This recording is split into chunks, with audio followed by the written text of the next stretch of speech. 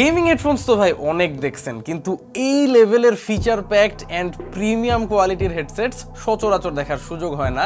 This is like the final boss of gaming headphones. কথা বলছিলাম এমচোজের V9 turbo নিয়ে, এবং এই হেডসেটটার প্রাইস ভাই 12,500 টাকা। পেরিফেরাল মার্কেটে এমচোজ নতুন কোনো নাম না, অলওয়েজই কোয়ালিটিফুল এবং একটু হায়ার দেন অ্যাভারেজ প্রাইস সেগমেন্টের প্রোডাক্টস নিয়েই তারা কাজ করে থাকে, and this headphone is no different.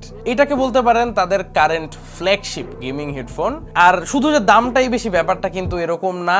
এই হেডসেটটা কম্পিট করতেছে মার্কেটের অন্যান্য প্রায় 20,000 টাকার সেগমেন্টে যেসব হেডসেটসগুলো আছে ওইগুলোর সঙ্গে। সো আসলে কি হেডসেটটা প্রাইস অনুযায়ী জাস্টিফাইড কিনা এবং এর ভালো খারাপ দিকগুলো নিয়ে আলোচনা করব আমরা আজকের ভিডিওতে। But before that, a big thanks to Tech Diversity আমাদের হাতে এই ধরনের এক্সক্লুসিভ একটা হেডসেট পাঠিয়ে দেওয়ার জন্য। বাংলাদেশে এমচোজের অথরাইজড ডিস্ট্রিবিউটর কিন্তু তারা, এবং টেক ডাইভার্সিটির কাছে আপনারা এই হেডসেটটা পেয়ে যাবেন উইথ 1 ইয়ার অফিসিয়াল ওয়ারেন্টি। তাদের ব্যাপারে বিস্তারিত ইনফরমেশন থাকছে ডিসক্রিপশন বক্সে। সম্পূর্ণ ভিডিওটা জুড়েই আপনাদের সঙ্গে হোস্ট হিসেবে থাকছে আমি কাইফ, আপনারা দেখছেন টেক স্যাভেজ।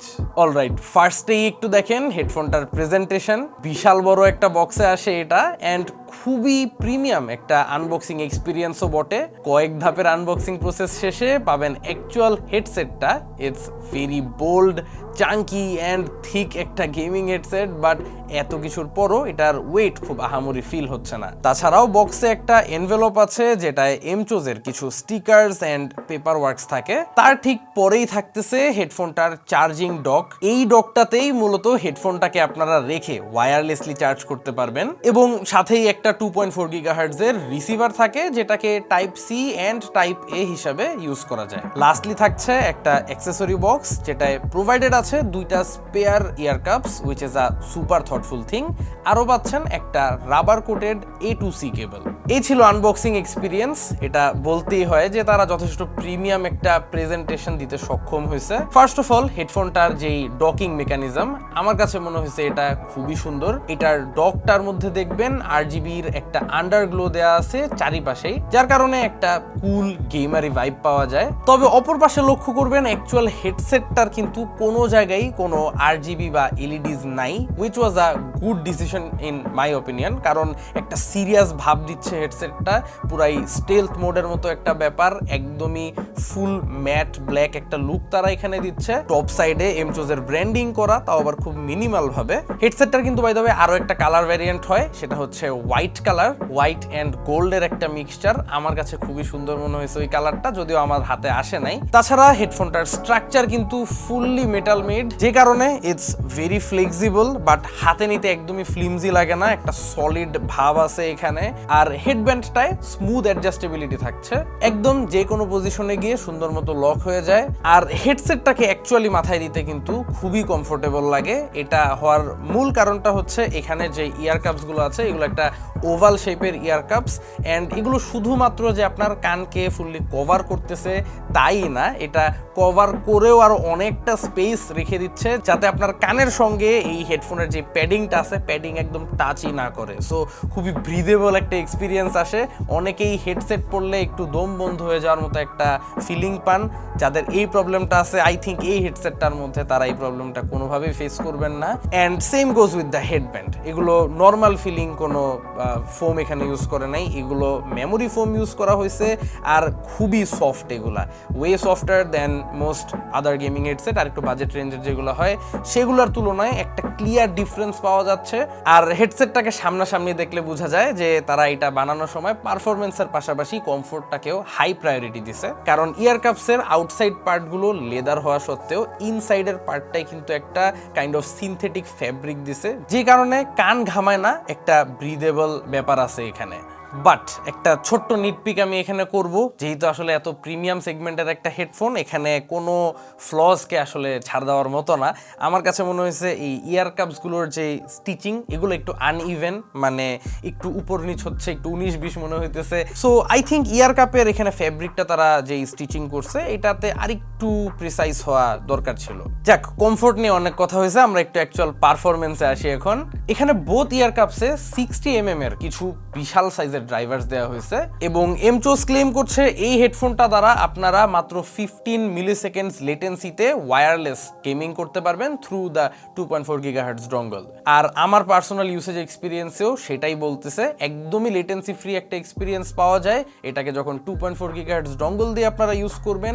অলমোস্ট কোনো লেটেন্সি নাই বলেই মনে হয়। মানে হেডফোনটা ইউজ করার আগে এর থেকে আমার এক্সপেকটেশনটা খুবই হাই ছিল, আর গেমিং এর টাইম আমার এক্সপেকটেশনগুলো এটা মিট করতে পারছে, এটা অনায়াসেই বলা যায়। এটার থেকে যেই ধরনের সাউন্ডের ক্ল্যারিটি পাওয়া যাচ্ছে ইন গেমে আপনারা খুবই কনফিডেন্ট ফিল করবেন। মানে গেমিং এর টাইম আমি নোটিস করলাম আমি সমস্ত ফুটস্টেপস একদম ক্লিয়ারলি পাচ্ছি, অ্যান্ড যে ডিরেকশনাল অডিও এই হেডসেটটার খুবই ভালো। আর আই থিঙ্ক এটার বড় ড্রাইভার্স অ্যান্ড ইয়ার কাপসের সাইজ বড় হওয়ার কারণে ডিরেকশনাল অডিওটা আরো বেটার কাজ করে।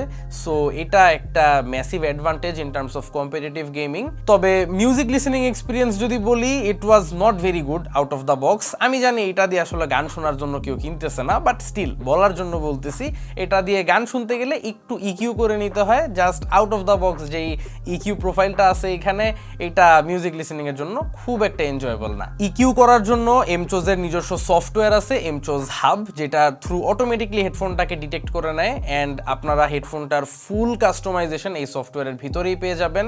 অ্যাপের মধ্যে এটার চার্জিং ডকের এলইডি কাস্টমাইজেশন থেকে শুরু করে এখানে হরেক রকমের ইকিউ প্রোফাইলস, মাইক্রোফোন কাস্টমাইজেশন, অনেক কিছুই আছে। তার মধ্যে একটা জিনিস আমার কাছে খুবই স্ট্যান্ড আউট করছে, যে এই এমচোজ হাবের মধ্যেই বিল্ট ইন ভাবে অনেক প্রফেশনাল গেমার্স অ্যান্ড পপুলার স্ট্রিমার্সদের হেডফোনের যেই ইকিউ প্রিসেট, মানে এক্স্যাক্ট এই মডেলটার জন্য তাদের পার্সোনাল ইকিউ প্রিসেট আপনারা অ্যাপের মধ্যে বিল্ট ইন অবস্থায় পাবেন।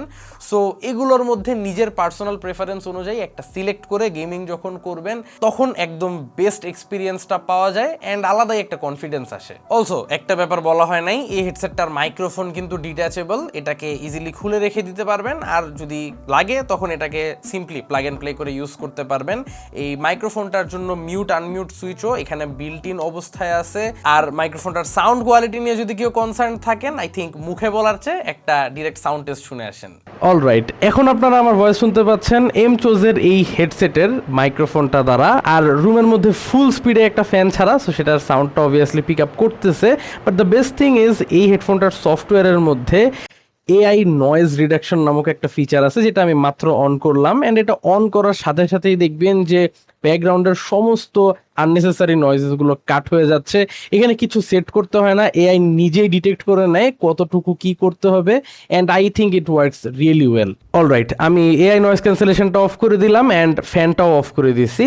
এখন আপনারা মাইক্রোফোনটার ট্রু সাউন্ড কোয়ালিটিটা শুনতে পাচ্ছেন। আমরা কিন্তু এই অডিওটার মধ্যে কোনো ধরনের এফেক্টস বা ফিল্টার্স ইউজ করতেছি না, জাস্ট উইন্ডোজের ডিফল্ট ভয়েস রেকর্ডার দিয়ে এটা অডিওটা রেকর্ড করা হচ্ছে, and out of the box এটার sound quality is just very good. I think এটা দ্বারা ডিসঅ্যাপয়েন্টেড কেউ হবেন না।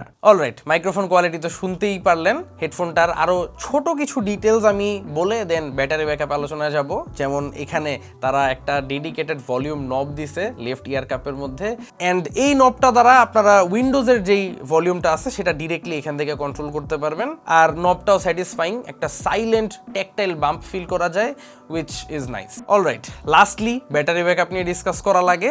এই হেডফোনটার মধ্যে থাকতেছে একটা 2000 মিলিঅ্যাম্প পাওয়ার ব্যাটারি। এই হেডফোনটার battery percentage by the way আপনারা অ্যাপ থেকে একদম প্রিসাইসলি মনিটর করতে পারবেন। আর আমার পার্সোনাল এক্সপিরিয়েন্স থেকে আমি পেয়েছি যে হেডফোনটায় মিনিমাম 80 ঘন্টা ব্যাটারি ব্যাকআপ দিবে, up to 100 hours, depending on মানে কিভাবে ইউজ হচ্ছে হেডফোনটা। With obviously 2.4 gigahertz dongle. আপনারা যদি ব্লুটুথ মোডে ইউজ করেন একটু ক্যাজুয়াল গেমিং এর জন্য, সেই ক্ষেত্রে লেটেন্সিটা বেশি থাকবে, বাট ব্যাটারি ব্যাকআপ আরো অনেক বেটার পাবেন। এখন এই নাম্বারসগুলো যদি আমরা একটু কম্পেয়ার করে দেখি মার্কেটের অন্যান্য মেজরিটি অফ দ্য হেডসেটসের চেয়ে, এইটা কিন্তু বেটার ব্যাটারি ব্যাকআপ অফার করতেছে। মানে মিনিমাম 80 ঘন্টা, খুব কম হেডফোনসই যায় 60-70 ঘন্টা পর্যন্ত যাচ্ছে অনেকেই। বাট আমার এক্সপিরিয়েন্সে এমচোস V9 টার্বো কারেন্ট মার্কেটের one of the most highest battery backup providing হেডসেটসের মধ্যে একটা। যাই হোক, লাস্টলি একটু প্রাইস নিয়ে আলোচনা করি। সত্যি বলতে 12,500 টাকা দামের একটা হেডসেট থেকে কমপ্লেন করার খুব একটা সুযোগ থাকবে না, সেটাই স্বাভাবিক। তাও আমি চেষ্টা করছি আমার যেই দিকগুলো প্রবলেমেটিক মনে হয়েছে বা কনস হিসাবে ধরা যায় সেগুলোকে তুলে ধরার। বাট সত্যি বলতে এই হেডসেটটা আসলে 12,500 টাকা প্রাইস পয়েন্টে থেকেও মার্কেটের অন্যান্য নামি দামি ব্র্যান্ডসগুলার 20,000 টাকার হেডসেটগুলোর সাথে কম্পিট করতেছে। তো ওই অনুযায়ী এটাকে ডেফিনেটলি একটা good value for money option বলা চলে for the serious gamers. Obviously এই রেঞ্জের হেডফোনস সবাই কিনে না, যারা কিনে তারা অবভিয়াসলি একদম বেস্টটাই এক্সপেক্ট করে। And I am pretty confident যে আপনাদের এক্সপেকটেশন ওয়াইজ এই হেডফোনটা আপনাকে ডিসঅ্যাপয়েন্ট করবে না, যেহেতু আসলে আমাকেও ডিসঅ্যাপয়েন্ট করে নাই। হেডফোনটার পারচেস লিঙ্ক আপনারা খুঁজে পাবেন ডিসক্রিপশন বক্সে। ভিডিও ভালো লেগে থাকলে চ্যানেলে সাবস্ক্রাইব করতে ভুলবেন না। আশা করি আবারও দেখা হবে আগামী কোনো ভিডিওতে। Till then have a nice day, piece.